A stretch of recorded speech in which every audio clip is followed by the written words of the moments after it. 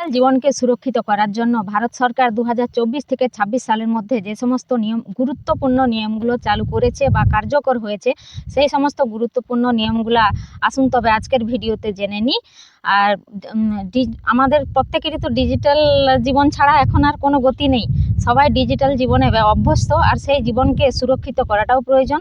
আর এই সুরক্ষিত করার জন্য যে সমস্ত নিয়মগুলো এসছে 24 থেকে 26 সালের মধ্যে চালু হয়েছে, সেই সব নিয়মগুলো এক এক করে চলুন তবে আজকের ভিডিওতে জেনে নিই। প্রথমে যেটা বলবো, সিম কার্ড আর মেসেজিং অ্যাপের ক্ষেত্রে যে সমস্ত নিয়মগুলো এসছে।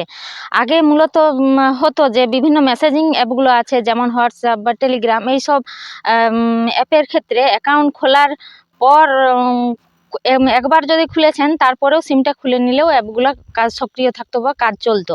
এখন যেটা নিয়ম হলো, হোয়াটসঅ্যাপ বা টেলিগ্রাম এই সমস্ত মেসেজিং অ্যাপগুলোর ক্ষেত্রে একটা সিম বা একটা নাম্বার মাস্ট চালু রাখতে হবে, এবং নাম্বারটা যেন সক্রিয় থাকে। না হলে কিন্তু যদি খুলে ফেলা হয় সিম, তাহলে আর এইসব মেসেজিং অ্যাপগুলো কাজ করবে না, বন্ধ হয়ে যাবে। এটা মূলত সাইবার সিকিউরিটির জন্য এই নিয়মটা চালু হয়েছে। দ্বিতীয় যেটা হলো কলার আইডি বা ভেরিফিকেশান অ্যাপ। এই কলার আইডি বা ভেরিফিকেশান অ্যাপের কাজটি হলো যে আমাদের ফোনে যে সমস্ত অজানা নম্বর থেকে কলগুলো আসে, সেই সব অজানা নম্বরগুলোর জালিয়াতি রুখতেই মূলত এই নিয়মটা। আর এতে এই 2026 সালের শুরু থেকেই কিন্তু এটা কার্যকর হওয়ার কথা।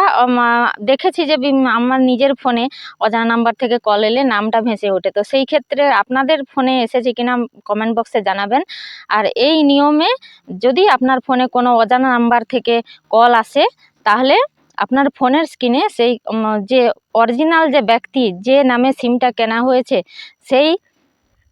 যে ব্যক্তির নামে সিম কেনা হয়েছে সেই ব্যক্তির নাম আপনার ফোনের স্ক্রিনে উঠবে। এই অ্যাপের দ্বারা প্রতারণামূলক যে কলগুলো আসতো, সেইগুলো বন্ধ করার জন্যই এই অ্যাপটা চালু হয়েছে।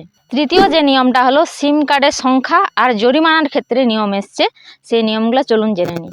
2023 সালের টেলিকম আইন অনুযায়ী একজন ব্যক্তি আমাদের ভারতবর্ষে সর্বোচ্চ 9টি সিম ব্যবহার করতে পারে, এবং জম্মু কাশ্মীর এবং উত্তর পূর্ব ভারতের যে রাজ্যগুলোর ক্ষেত্রে একজন ব্যক্তি সর্বোচ্চ 6টি সিম ব্যবহার করতে পারবে।